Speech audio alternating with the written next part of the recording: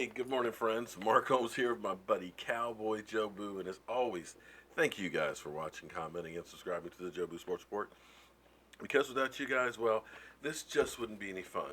And what is life without fun? It's no life at all. Man, it's been a rough few days. The power had been out, finally came on late last night. Thank goodness. Fortunately, I have pretty much missed everything with the combine. I've got a lot of work to do to get caught up. And I've got a couple of trees I still got to chop up and haul away and things. So, this football Sunday, well, there's something to occupy the time. So, how are you guys making it now that the football season is over and we're knee deep in the off season? The one thing that at least is good is that the Dallas Cowboys, well, they're always the topic that's going on. We got so many things that are going on. The good news is TMZ, or should we say TMSleaze, they're hurting right now. I believe their stock numbers are going down. You know why? Their cash cow is not performing for them right now. That's right. The thing that made TMZ a household name last year, Zeke Elliott, not been seen too much. Not in the headlines, not in the spotlight. And that's a good thing if you're a Dallas Cowboy fan. I believe that last year was an awakening for Zeke Elliott. Because, see, here's the thing, you don't miss something until it's gone. You might take that woman that has stood beside you forever, that ride or die chick, and think that this other chick is so much better. And you leave that thing that you had. And then you find out, damn, what was I thinking? I've lost it.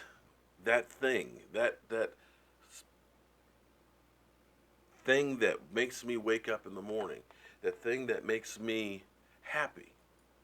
And I believe those 6 games, knowing what was at stake, watching your team week after week, it had to hurt. Seeing your team struggle, knowing that you could be a difference maker, and the only reason you're not there is because of stuff that's really not that important in the grand scheme of things. They always say that a drug addict or an addict in general won't change until they hit rock bottom. And maybe that situation was rock bottom for Zeke Elliott. Maybe the fact that, hey, I love football. I'm a 22-year-old kid, and I can't do the one thing that I love. Once you have that feeling, then you're going to hold on to it. You are going to want to keep it. You're going to want to make sure you protect it. And I think that's where Zeke Elliott is right now. So TMSleaze ended up basically rehashing what went on last year. They caught Lyle Collins and Tyron Smith at the airport, and they asked him, hey, how's Zeke going? Is Zeke out there partying? Now, let's be honest. His teammates aren't going to throw him under the bus and say, oh, yeah, man, he's getting wasted everywhere, man. He's not training. Of course they're going to say, man, he's doing the right thing. But the way you know is because there's nothing on him out there. The only thing we have seen is him getting tackled into a pool. And, of course, the speculation is, well, look at him. He's not looking like he's in that great a shape. Yeah. So it's kind of amazing that the headlines are Zeke Elliott and Lyle Collins and Tyron Smith talking about him. And in there, of course, they put the clip of Boobygate. So, yeah.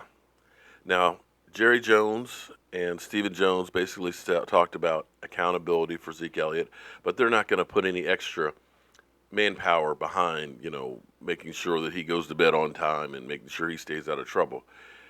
They've had conversations with him, letting him know, and we've seen some of those from Stephen Jones, who has said in the press that basically you got to be accountable. We can't have those distractions for this team. And I, for one, am happy about that. Now, I got a lot of work to do because, like I said, I got to finish cutting up these trees a bit. Got a few friends coming over. We're going to be discussing the draft. Yeah. And planning for being there for draft day. And definitely trying to catch up with some of the stuff that's been going on in the combine. Calvin Ridley. Whoa.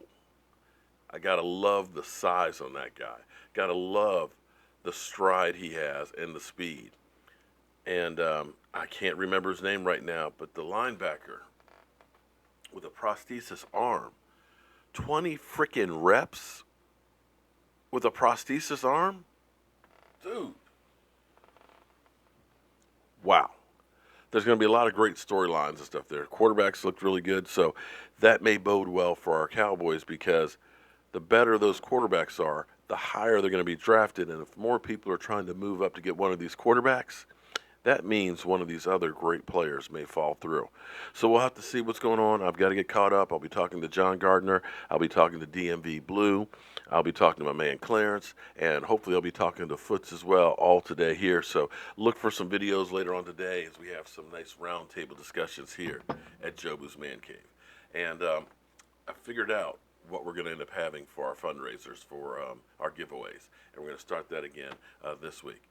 So as always, friends, I'm Mark Holmes. This is Cowboy Jobu.